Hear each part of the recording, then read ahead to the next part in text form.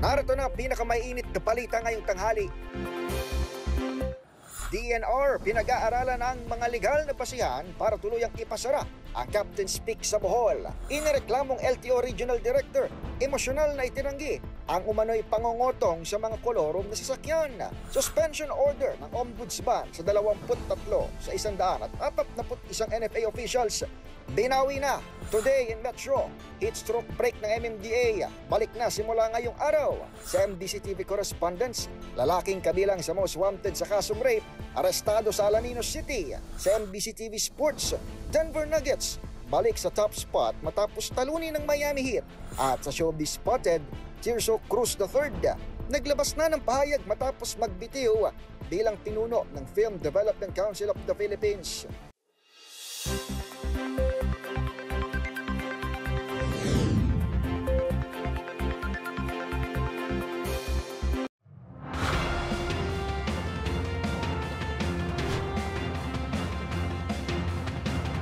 Bawat balita, makabuluhan. Bawat kwento, makapangyarihan. Boses ng Pilipino para sa Pilipino. Live mula sa MBC TV Studio. MBC TV Network News.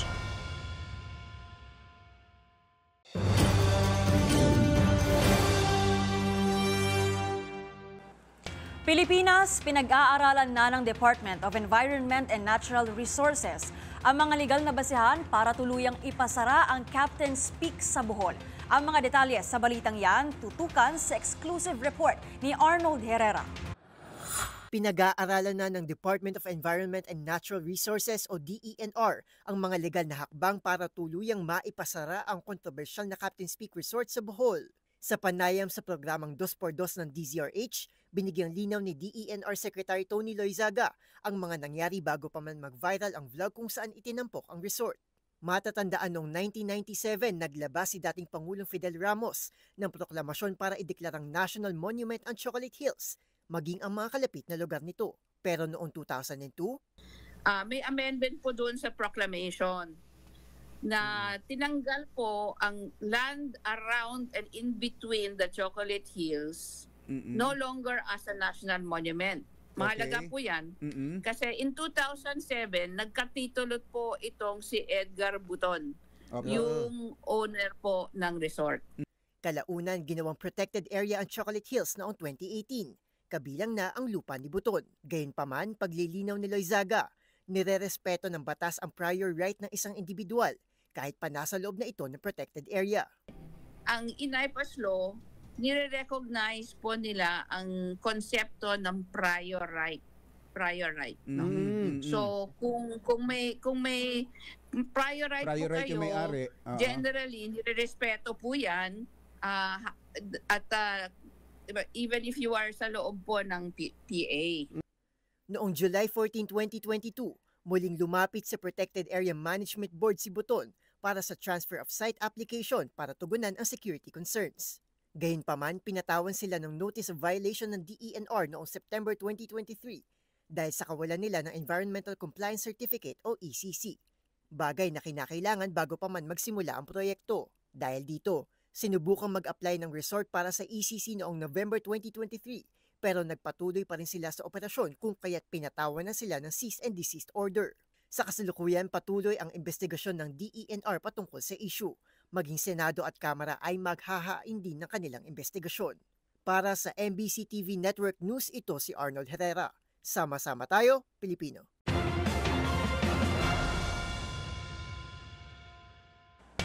Dumipensa ang Sagbayan LGU Bohol kung bakit binigyan ng building permit ang Captain's Peak Resort sa gitna ng Chocolate Hills noong pang 2018.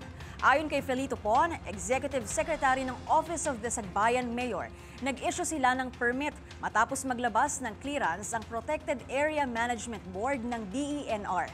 Naselyuhan niya ng resort ang clearance mula PAMB noong 2018 at naging operational noong 2019 bago magpandemya. Gitpa ng LGU Bohol, nitong Miyerkules lang umano nila nalaman na may closure order palang resort matapos maglabas ng pahayag ang naturang ahensya.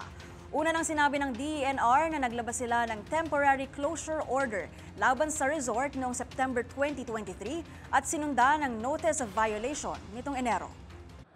That is why pumuputok yung issue sa 2023, last August 2023. At napag-alaman na hindi pa hanggang sa oras na yon wala pang compliance sila. Sa ECC. But they are processing it naman. In fairness to the owner, they are processing it. So nandoon yung willingness to comply with the requirements. Meron lang sana kaming kopya kung we are if only we receive the official copy of that closure order, TCO. then hindi na po i-renew natin yun sa January.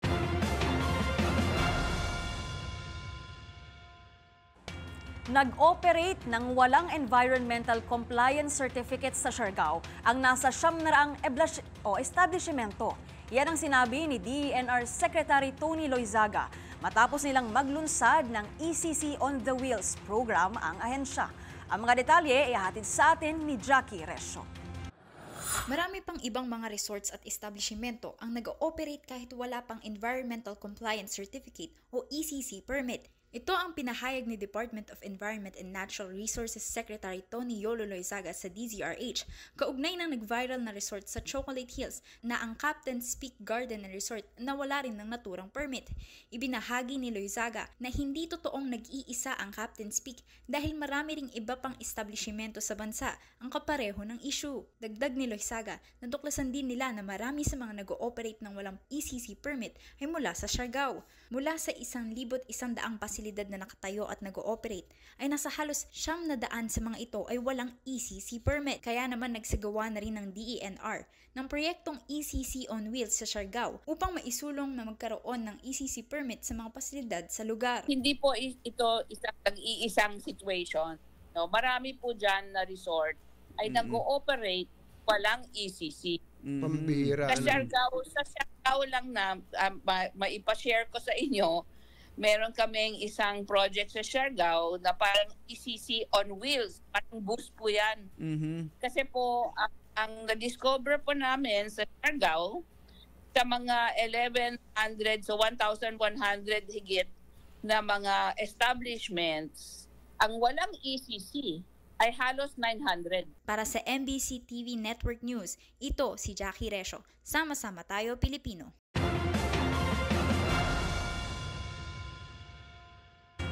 Hihinga ng paliwanag sa Kamara ang DENR at lokal na pamahalaan ng Bohol kaugnay sa kontrobersyal na resort sa Chocolate Hills.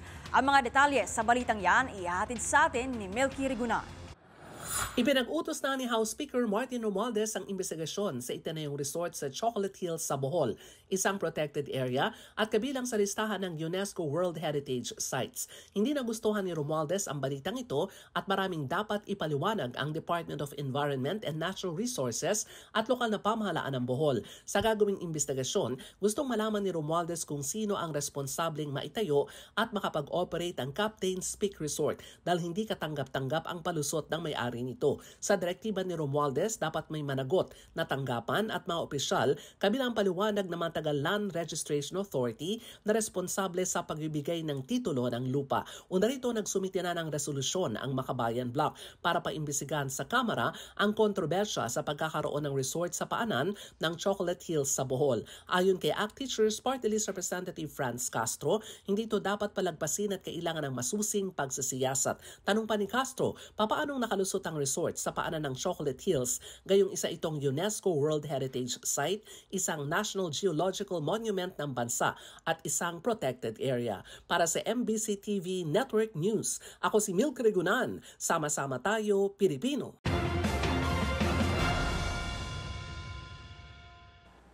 Emosyonal na itinanggi ng inirereklamong Land Transportation Office Regional Director ang umano'y pangungotong sa mga kolorum na sasakyan. Ang buong detalye alamin sa exclusive report na ito. Emosyonal na humarap ang inireklamong opisyal mula Land Transportation Office Calabarzon dahil sa pangungutong umano. Matatandaang nito lamang Lunes ay aming iniulat ang tungkol sa reklamo ng ilang grupo ng bus drivers at operators sa Cavite kay LTO Regional Director Cupido Jerry Asuncion. Sa kanilang sworn statement, nakasaad na nanghihingi ang LTO official ng nasa 50,000 piso sa bawat operator at 25,000 pesos naman ang hinihingi umano nito buwan sa mga driver para raw hindi sila hulihin. Kung hindi raw nakakapagbigay ng pera mga driver ay kung ano-anong violation umano ang ikinakarga sa kanila. Pero sa panayam kay Asuncion sa 2x2, naging emosyonal ito nang tanungin kung ano ang kanyang reaksyon sa reklamo. Ang una pong tumawag actually yung kapatid ko.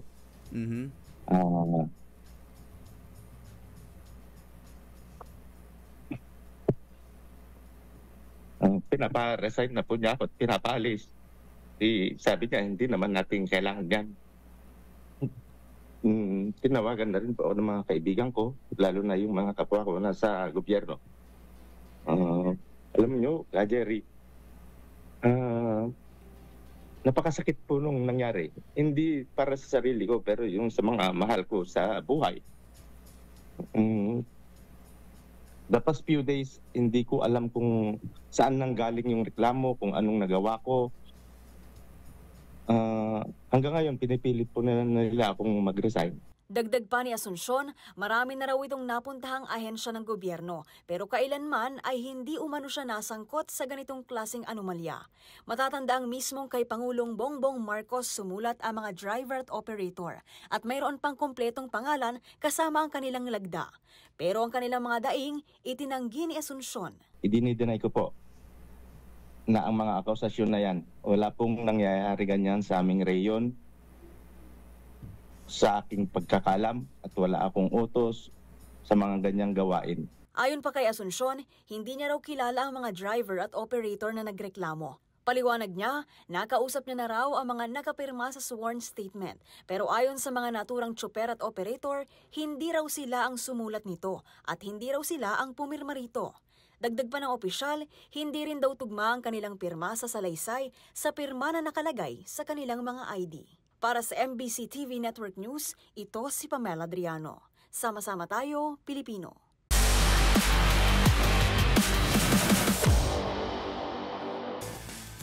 Sa mundo ng volleyball, unbeaten pa rin ang Chocomucho Flying Titans matapos nitong dominahin ng Signal HD Spikers in a nail-biting 3 sets.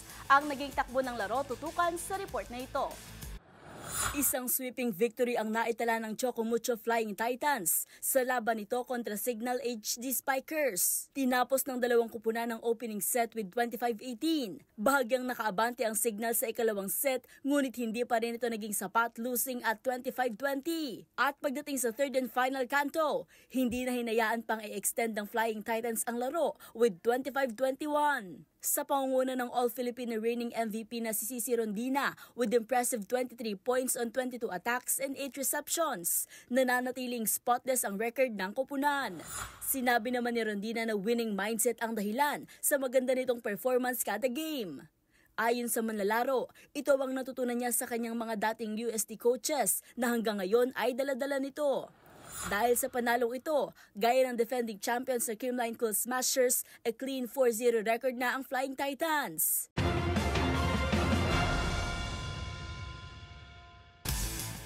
Sa aking pagbabalik, Denver Nuggets, nagbabalik sa top spot ng Western Conference matapos talunin ang Miami Heat. Tutok lang sa MBC TV Network News.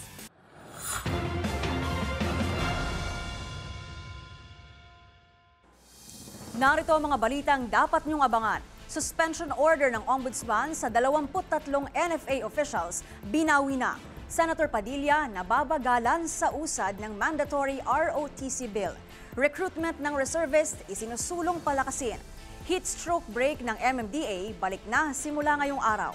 At Tirso Cruz III naglabas na ng pahayag matapos magbitiw sa pwesto bilang pinuno ng Film Development Council of the Philippines. Lahat ng yan sa pagbabalik ng MBC TV Network News.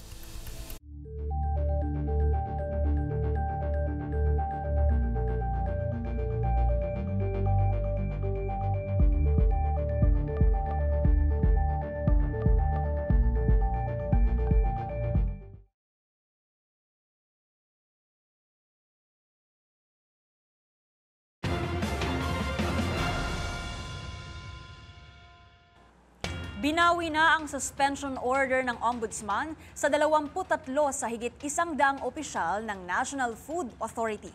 Narito ang ulat ni Val Gonzalez. Maaari nang makabalik sa trabaho ang mga warehouse supervisor sa Metro Manila, Region 3 at Region 6 na kabilang sa 141 mga opisyal at kawani ng National Food Authority na unang pinatawan ng Ombudsman ng suspension order. Ito ay matapos na maglabas ng lifting na nagbabawi sa suspension ng mga ito na karamihan ay pawang mga bodigero.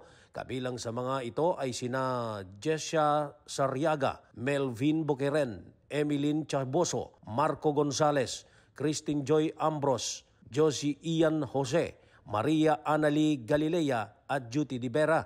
Kasama rin sina Grace Ann Atayde, Leo Tereso Ramos, Christopher Chua, Luisito Sebastian, Coraline Punong Bayan, Hiyasim Kabagungan at Emilito Kapili. Ganon din sina Maria Janet Galang, Hernando Adriano, George Benaventura, Maria Teresa Adriano, Alma Chua, Sonia Cruz, Noel Adaw at Ariel Guevara. Ang pagbawi ni Ombudsman Martires sa preventive suspension order ay kasunod ng rekomendasyon ng mga nag-iimbestiga sa umano'y rice scam.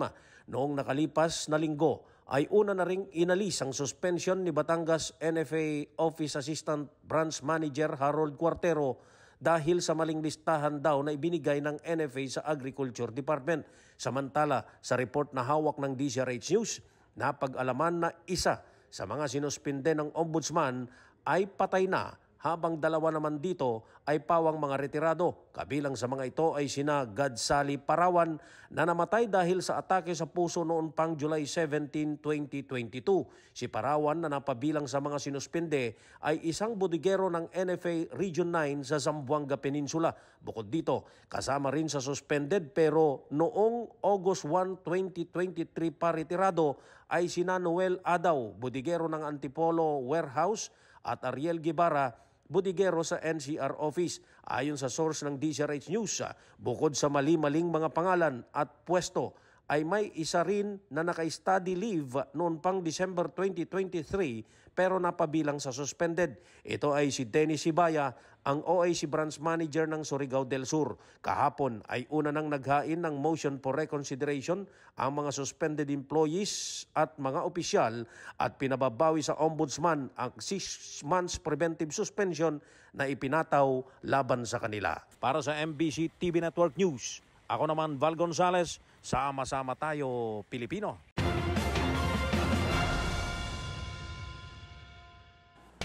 Bumisita si Defense Secretary Gilbert Teodoro sa Naval Facility sa Aurora upang tiyakin ang kontrol sa Philippine rice. Ang mga detalye sa balitang yan tutukan sa report na ito. Inaasahang mapalalakas ng security facility sa Aurora ang presensya ng Armed Forces of the Philippines o AFP sa karagatang sakop ang Benham o ang Philippine Rice. Ayon sa Department of National Defense, bahagi ito ng Comprehensive Archipelagic Defense na ipinatutupad sa kasalukuyang administrasyon ni Pangulong Bongbong Marcos. Ininspeksyon ni DND Secretary Gilbert Teodoro ang naval installations and facilities Northern Luzon sa bayan ng Kasiguran. Itinayo ito sa tulong ng Aurora Pacific Economic Zone and Freeport Authority sa layong mapahusay ang pagbabantay ng bansa sa Philippine Sea. Nakipagpulong si Teodoro kay APECO Board Director Maria Cristina Suaverdes kung saan natalakay ang patuloy na kontrol ng bansa sa mga yamang nakukuha sa Philippine rice. Kamakailan lamang nadiskubre ng Independent Maritime Security Analyst na si Ray Powell ang pagdaan ng dalawang Chinese research vessel sa volcanic plateau sa silangan ng Luzon. Bago ang pagbisitang ito ng kalihim, ipinosti na ng Philippine Navy sa norte ang lead patrol vessel nito na BRP Emilio Jacinto para manguna sa seguridad hanggang sa Philippine rice. Samantala, bukod sa naval detachment sa Kasiguran, sinilip din ni Teodoro ang Terminal Management Office ng Philippine Ports Authority. Nabatid na matatagpuan sa Philippine rice ang iba't ibang mabubuting species ng isda na pinakikinabangan ng mga mangingisda sa Aurora, Isabela, Cagayan, Quezon at Bicol. Para sa MBC TV Network News, ito si Edniel Parrosa. Sama-sama tayo Pilipino.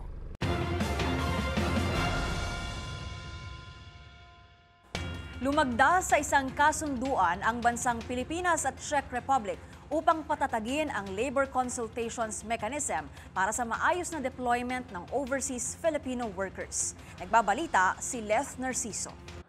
Sinaksihan ni Pangulong Ferdinand Marcos Jr. at Czech Republic President Petr Pavel ang paglagda sa joint communique ng Department of Migrant Workers at Czech Ministry of Labor and Social Affairs. Ang kasunduan ay para sa pagtatatag ng Labor Consultations Mechanism para sa pagpapadala ng mga manggagawang Pilipino sa nasabing European country.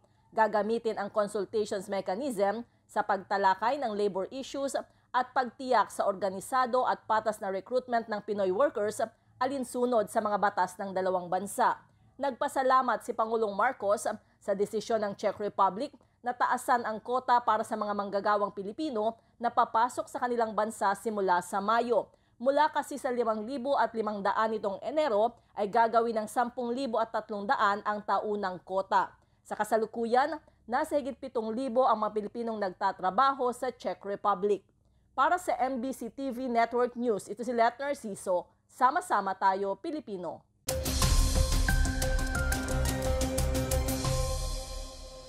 Magandang tanghali, Pilipinas! Para sa ating weather update ngayong Payday Friday, March 15, 2024. Tulad nitong nakalipas na 2 araw, 3 weather systems pa rin ang umiiral sa ating bansa ngayong araw. Asahan ang makulimlim na panahon na may mahina hanggang sa katamtamang pag-ulan sa Aurora, Camarines Norte at Quezon dahil sa shear line.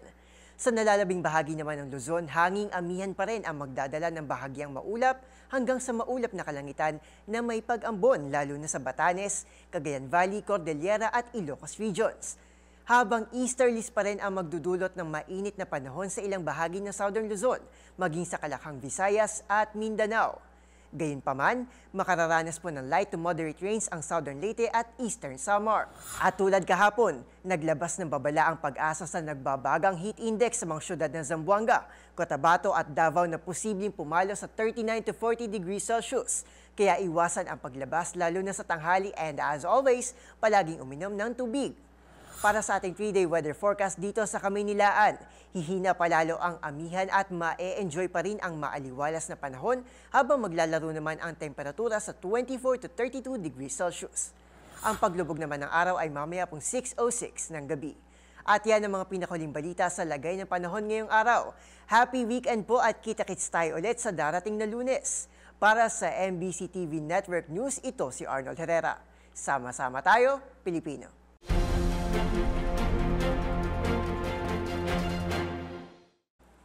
Nagbabalik na simula ngayong araw ang heat stroke break ng Metro Manila Development Authority.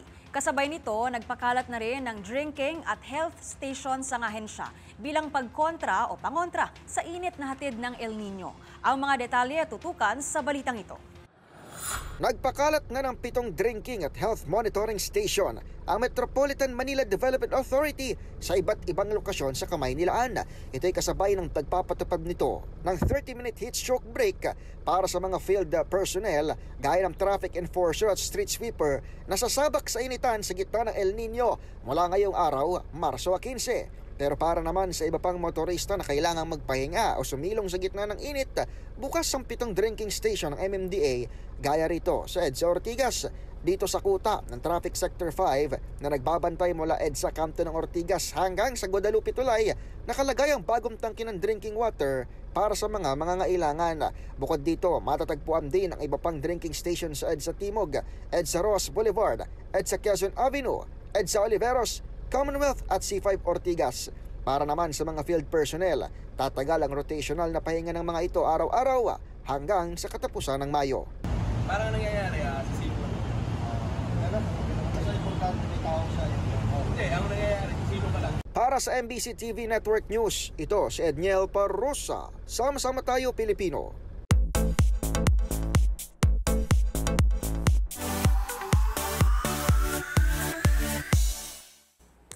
Matapos ang 1 taon at 7 buwang panunungkulan bilang chairman at CEO ng Film Development Council of the Philippines, nagbitiw na sa pwesto si Tirso Cruz III. Ang pahayag ng veteranong aktor tutukan sa Showbiz Report na ito.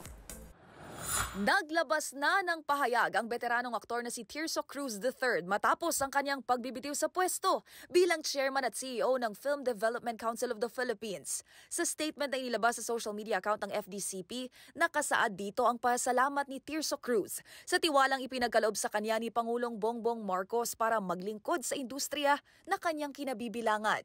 Sa nakalipas na 19 na buwan na kanyang pagsisilbi bilang pinuno ng FDCP, ibinida nitong nagawa nilang itaas ang financial support sa kanilang stakeholders o mula sa mga producer, director, film workers, gayon din sa mga estudyante hanggang sa mga film lab, workshops at film festival assistants. Patuloy din anyang pag-arangkada ng kanilang partnerships sa iba't ibang film exhibitors, institutions, festivals at embassies para maipakilala ang Philippine cinema sa mundo. Ang lahat ng ito ay naging posible rin anya dahil sa mga miyembro ng council, gayon din sa mga empleyado ng FDCP, iba't ibang opisyal at kay First Lady Liza Araneta Marcos na buong puso ang kanyang pasalamat. Sa huli, nangako itong patuloy niyang susuportahan ang industriya ng pelikulang Pilipino bilang isang aktor at bilang isang pribadong mamamayan. Mga gunita na nito lang ding linggo unang nakumpirma kay FDCP Technical Consultant Jose Javier Reyes ang pagbibitiw sa pwesto ni Tirso Cruz dahilan niya sa personal reasons. Sa ngayon, si Rica Arevalong itinalaga bilang officer in charge ng ahensya habang hinihintay pa kung sino ang ipipwesto ng Malacanang bilang bagong chairman ng FDCP. At sa aming pagbabalik, Mateo Gricelli nagbabala sa publiko laban sa scammers na ginagamit ang kanilang pangalan ng kanyang wifey na si Sarah G. Ang iba pang detalye dito lang sa MBC TV Network News. BRB!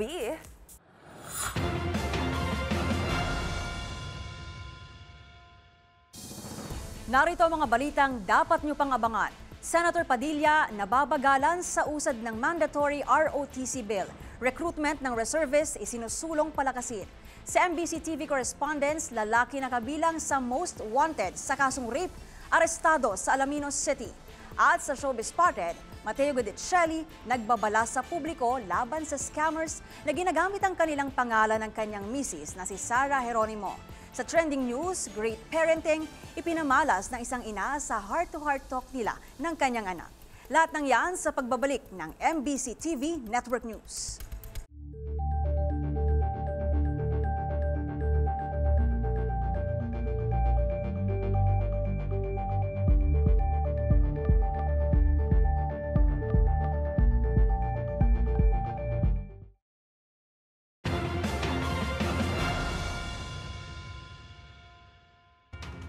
Nalaya ng ilang Pilipino na nagtatrabaho sa sinalakay na Pogo Hub sa Tarlac. Batay sa investigasyon, napag-alamang biktima lamang sila at walang kinalaman sa anumang iligal na aktibidad. Ang mga detalye alamin sa report ni Boy Gonzales.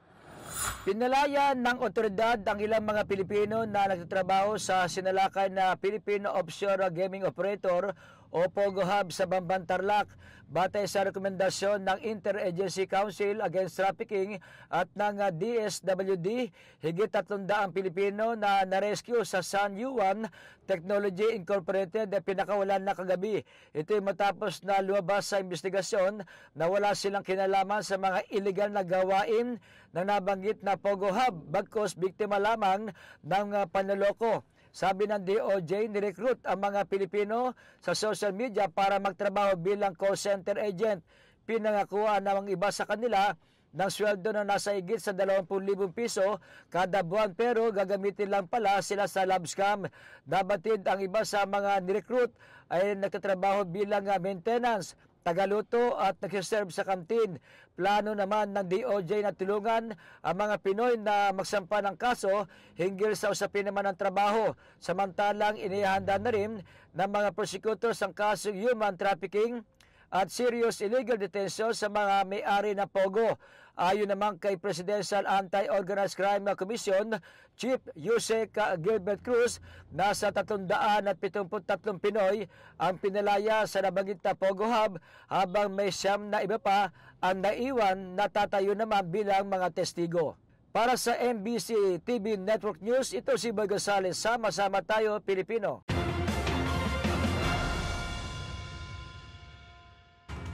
Nababagalan umano si Senator Robin Hood Padilla sa usad ng mandatory ROTC bill.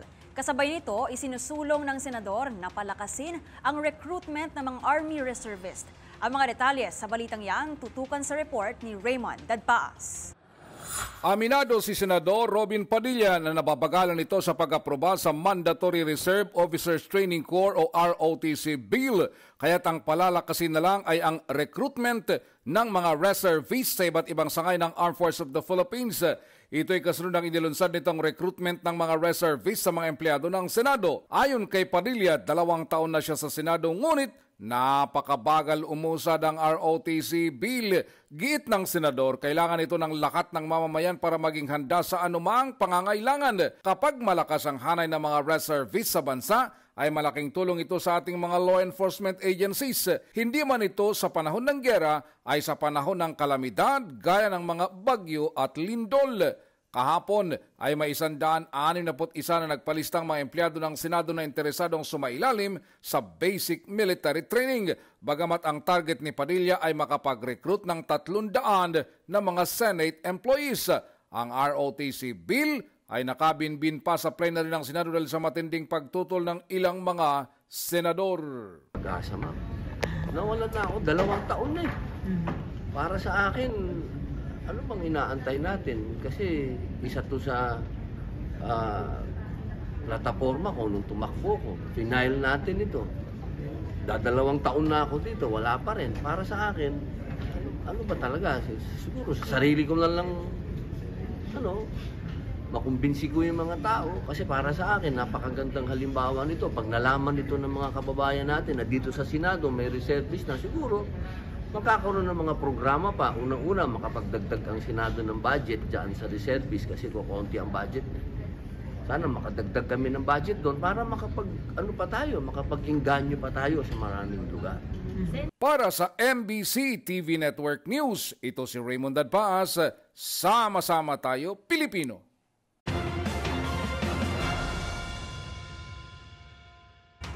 Dumipensa si Pangulong Bongbong Marcos sa paratang ni dating Pangulong Rodrigo Duterte na umano'y pumapasyal lamang ito sa kanyang foreign visits. Narito ang aking ulat. Mariing pinabulaanan ni Pangulong Bongbong Marcos ang naging banat muli ni dating Pangulong Rodrigo Duterte na nagsabing pumapasyal lamang aniya ang Pangulo sa mga pagbisita nito sa ibang bansa. Sa isinagawang prayer rally para kay Pastor Apollo Kibuloy, sinabi ni Duterte na madalas bumiyahe sa ibang bansa ang Pangulo para lamang pumasyal. Ipinakita ni Pangulong Marcos ang kopya ng kanyang schedule sa Germany noong hinga nito ng komento sa naging tirada sa kanya ni Duterte. Ito yung schedule ko. Saan yung pasya? This is my schedule for today. Where's the paseo? Dagdag pa ng Pangulo, hindi niya raw nabibisita ang mga lugar sa ibang bansa na dati ay kanya nang napuntahan dahil ang kanyang pagbiyahe raw ay para sa trabaho. Naguguluhan din daw ang Pangulo sa papalit-palit na pahayag ni Duterte, kaya kailangan niya raw suriin ang mga sinabi ng dating presidente. Samantala, sinabi ni Duterte na ang target daw ng Administrasyong Marcos ay pag-e-extend ng termino ng Pangulo. Kung magkakaroon anya ng pagbabago sa konstitusyon, pahahabain lamang daw ni Marcos ang kanyang panunungkulan, kagaya raw ng ginawa ng kanyang ama. Mula sa Berlin ay tumungo sa Prague sa Czech Republic ang Pangulo para sa kanyang 3-day visit. Nakatakda namang bumalik bukas sa bansa ang Pangulo. Para sa MBC TV Network News, ito si Pamela Adriano. Sama-sama tayo, Pilipino.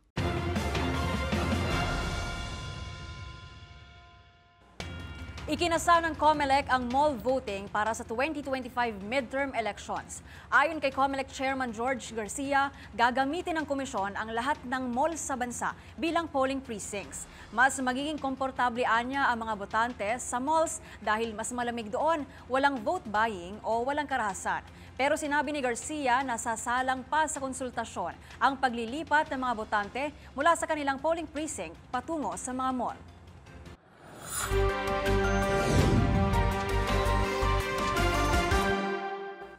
Arestado sa Alaminos City sa Pangasinan ang isang lalaki na kabilang sa most wanted sa kasong panggagahasa. Yan at ang iba pang mga rumarapidong balita mula sa probinsya, hatid ng iba't ibang stasyon sa ilalim ng MBC Media Group.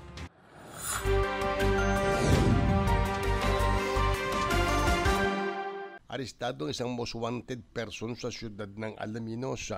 Sa ulat ni OIC Chief of Police Lieutenant Colonel Bernabe Ramos, nasa kote ng kanilang tropang suspek na si alias Kim, 40 anyos, residente ng Barangay Muna sa lungsod, sa bisa ng warrant of arrest na pinalabas ng RTC Branch 55 Alaminos City sa kasong 2 counts of rape, kung saan ay hindi pinagkaluban ito ng piyansa ng hukuman para sa kanyang pansamantalang kalayaan.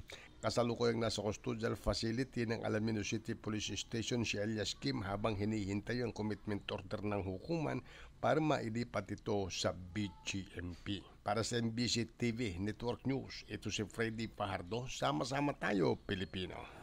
Mariing pinabulaanan ng pamunuan ng Bataan PNP na may nagaganap na insidente ng basag kotse sa lalawigan ng Bataan. Ito'y sa mabilis na ginawang investigasyon kaugnay sa nadiskubre na isang kotse ang nakaparada sa bayan ng Pilar, Bataan ang umano'y biktima ng basag kotse gang.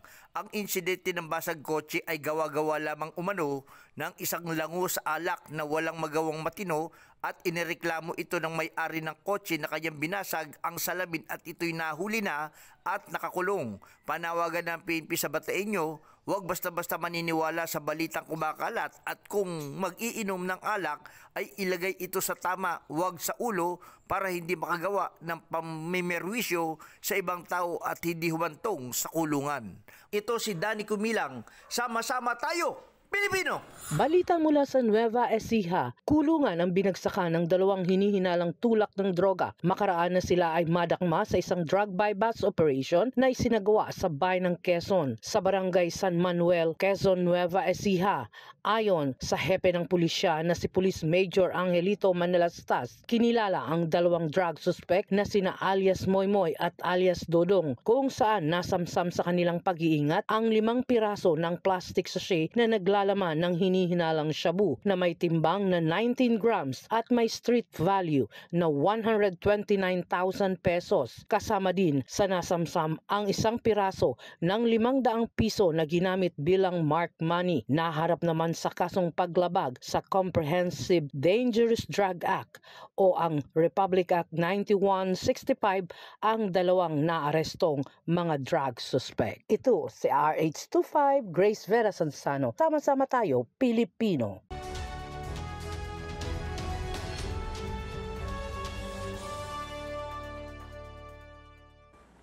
Lumaki tayo sa panahon na kapag may problema, dinadaan sa mahinahon na usapan.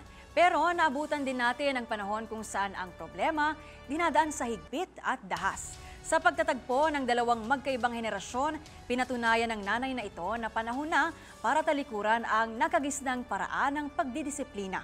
Sabay-sabay nating kilalanin si Mommy Chen sa trending report ni Arnold Herrera.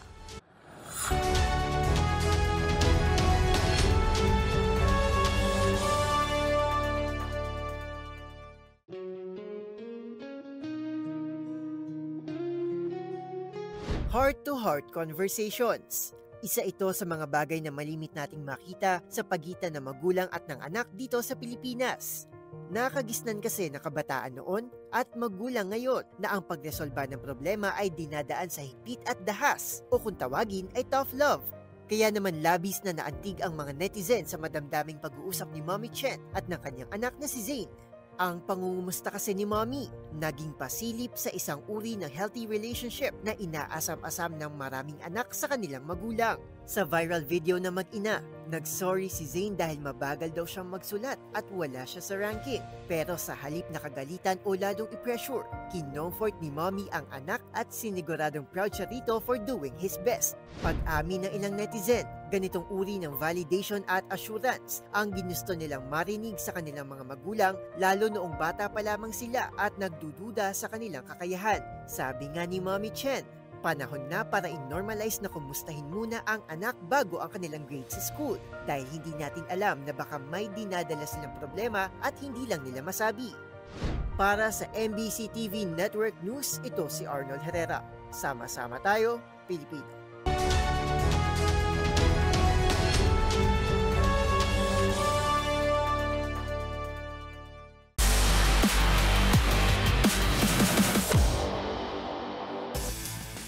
Sa mundo ng basketball, Sa pangunguna ni MPJ Michael Porter Jr., nagbabalik sa top spot ng Western Conference ang Denver Nuggets matapos talunin ang Miami Heat. Tutukan ang naging laro sa report na ito.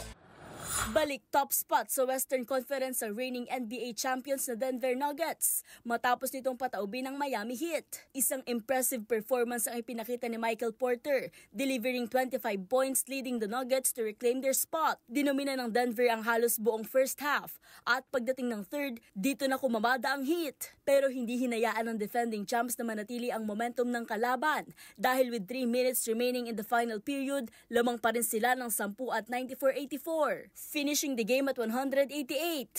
Nagbigay naman ng scoring support sina Aaron Gordon with 16 points at Jamal Murray with 14. Samantala, nalimitahan naman sa 12 points ang Nuggets star na si Nikola Jokic dahil sa mahigpit na depensa ng Heat.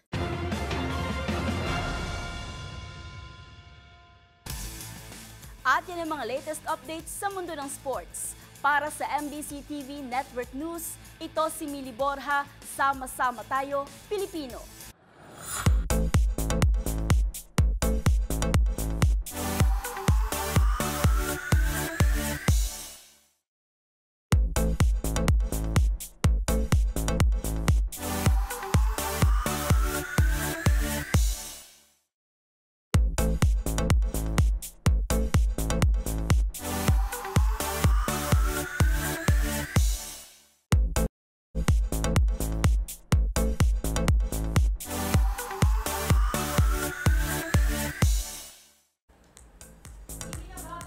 Pandinig ang mga nang-i-scam sa social media gamit ang pangalan at picture ng mga artista.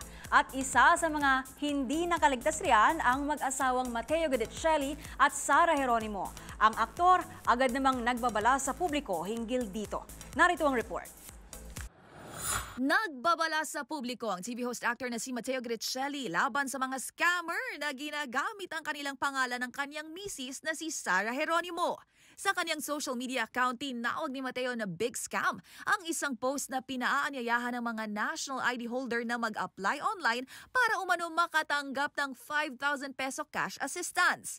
Sa screenshot ng naturang post, makikitang kumuha lamang sinasabing scammer ng ilang bahagi ng video mula sa sinut ng mag-asawa noon pang 2021 nang mapili sila bilang PhilSys Ambassadors ng Philippine Statistics Authority.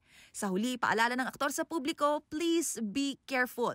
Nakarating ang post na ito kay Mateo matapos i-share ng isang concerned citizen na nagbahagi pang nabasa niya raw sa comment section na games lang ang nalabas pag-clinic ang naturang link na inilagay ng sinasabing scammer.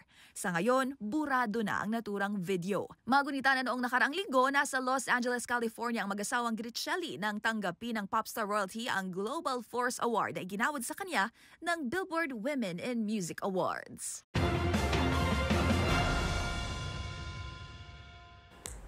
Para sa MBC TV Network News, ito po ang inyong showbiz angel Angelica Cosme. Sama-sama tayo, Pilipino. Balik sa'yo, Pam. Maraming salamat kay Matchpoint Millie at kay Showbiz Angel. At yan ang mga nakalap naming balita ngayong araw ng Biyernes. Ito po si Pamela Adriano. Makita-kita tayong muli sa darating na Lunes para sa mga balitang makabuluhan, mga kwentong makapangyarihan.